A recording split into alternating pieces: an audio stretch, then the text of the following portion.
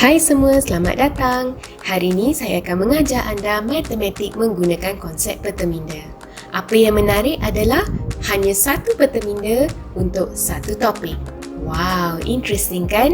Okey, mari kita mulakan topik kita.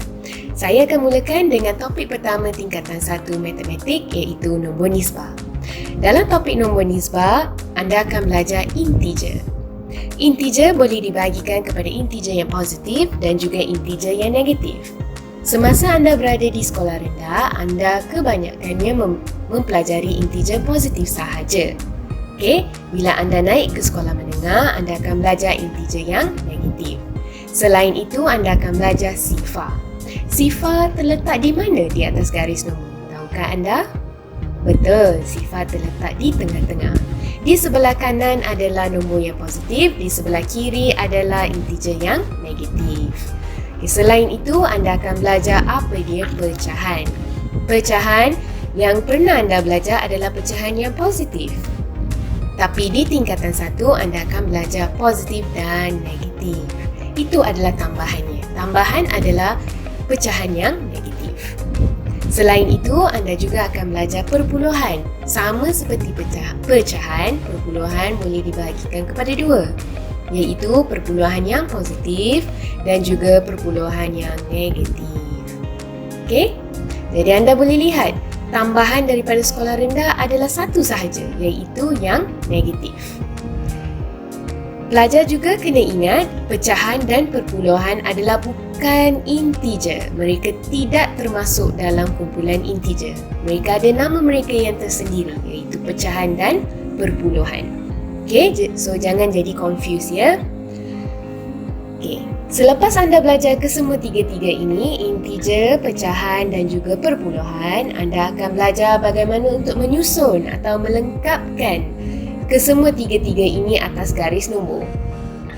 Cikgu beri anda contoh-contoh berikut. Contoh-contoh berikut adalah contoh daripada buku teks. Apa yang akan cikgu buat jika saya buat peteminda ini sendiri adalah cikgu akan tulis semua contoh ini di atas satu sticky note dan cikgu akan lekat di atas peteminda saya. Menarik kan? Okey, selain itu anda akan belajar apa dia operasi aritmetik.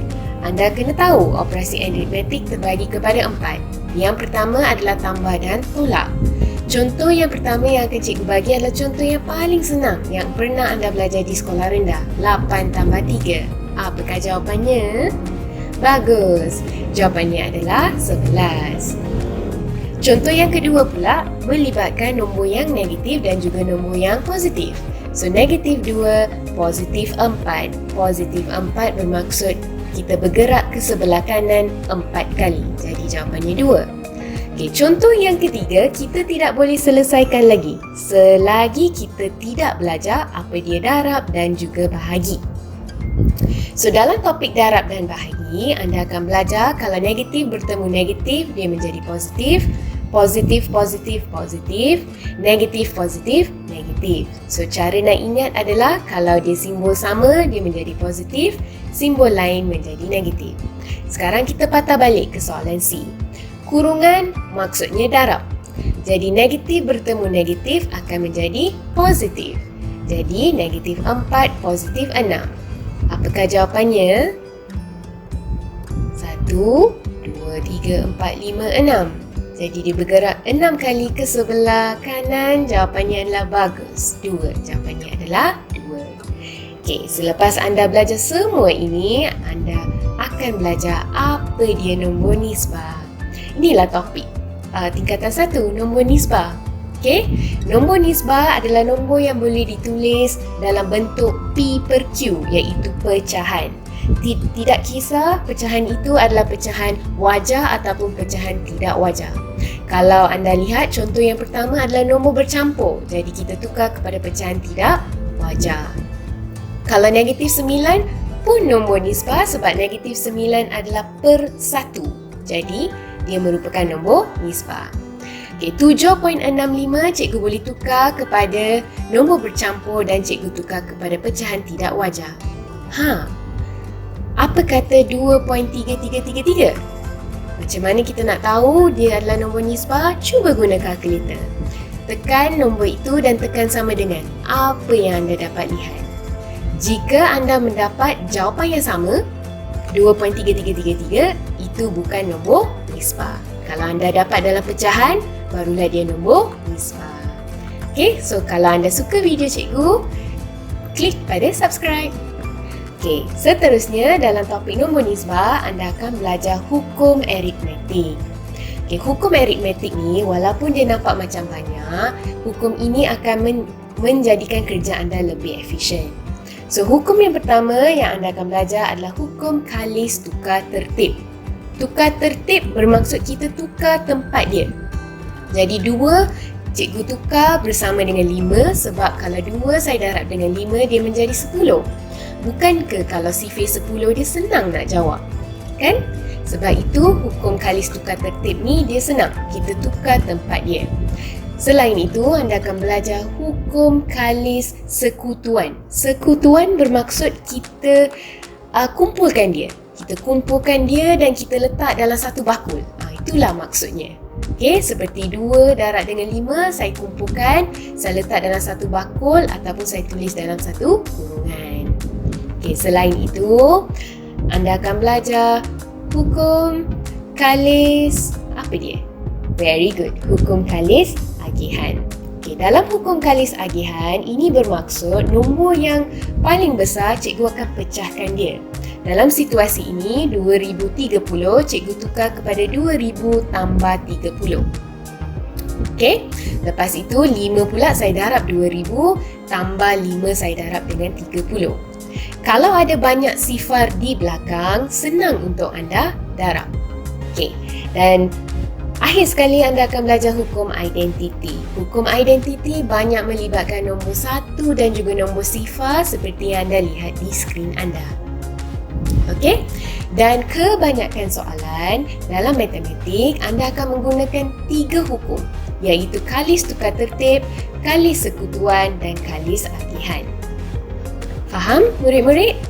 Okey, dan akhir sekali dalam bab nombor nisbah ini, apa yang anda akan belajar? Anda akan belajar penyelesaian masalah. Memang confirm akan ada penyelesaian masalah pada akhir setiap bab.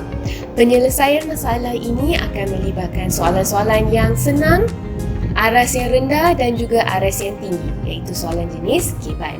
So, jadi dalam topik ini, penyelesaian masalah akan melibatkan nombor nisbah, integer, pecahan, perpuluhan, nombor yang positif, nombor yang negatif dan kesemuanya. Okey, so di sini cikgu akan beri anda 3 contoh daripada buku teks. Okey, so contoh yang pertama adalah negatif 0.4 tambah 1/2 darab negatif 1/8. Apa yang anda perlu buat adalah jika ada nombor bercampur, tukar kepada pecahan tidak wajar untuk menyenangkan kerja kita. Okey, kenapa? Sebab cikgu lebih suka semua adalah sama ada perpuluhan atau pecahan. Tidak ada nombor bercampur. Baru senang kita nak jawab. Okey, dan anda dah belajar di sekolah rendah konsep PEDMAS. Bermaksud anda akan buat darab dahulu. Jadi anda boleh menggunakan kalkulator untuk mendapatkan jawapan darab.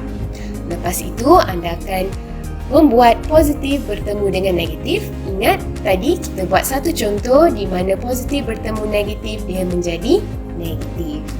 Dan ingat sekali lagi, kurungan maksudnya darab.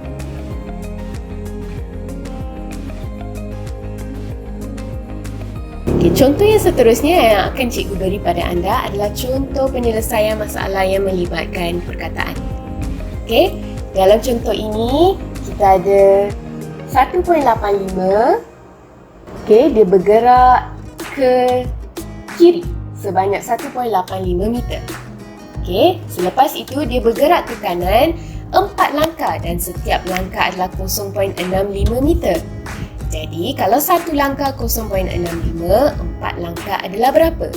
Persoalan itu anda kena tanya sendiri. Okey? So, bila cikgu darab, cikgu dapati adalah 2.6. Dan 2.6 meter ini adalah lebih besar daripada 1.85. Okey, jadi dia akan melepasi titik kosong itu ataupun titik sifar itu. Jadi bagaimana kita nak mendapatkan jawapan? Kita boleh buat 2.6 tolak 1.85. Kita akan dapat 0.75 meter.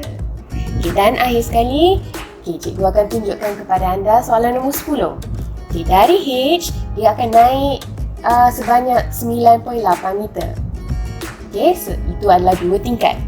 Kalau 2 tingkat adalah 9.8 meter, berapakah meter bagi 1 tingkat? Jadi kita buat operasi bahagi. 9.8 saya bahagi dengan 2. Selepas itu dia turun 5 tingkat. Oh, okey. Kalau 1 tingkat adalah 4.9, jadi 5 tingkat adalah berapa? 24.5. Jadi dari titik H ke bawah sekali adalah berapa? So, kita buat operasi tolak. 24.5 kita tolak dengan 9.8, kita dapat 14.7. Ataupun anda boleh buat lagi satu cara. 5 tingkat, saya tolak 2 tingkat, saya dapat 3 tingkat. 3 tingkat, saya darab 4.9 sebab 1 tingkat adalah 4.9 meter. Masih dapat jawapan yang sama. Senang kan? Tengok, satu topik ini cikgu dah ajar anda menggunakan peta minda siap dalam satu hari. Okey, so cikgu beri peluang kepada anda untuk snap gambar. Dan kalau anda suka video ini, give it a thumbs up, subscribe dan saya akan jumpa anda dalam topik yang seterusnya. Bye semua.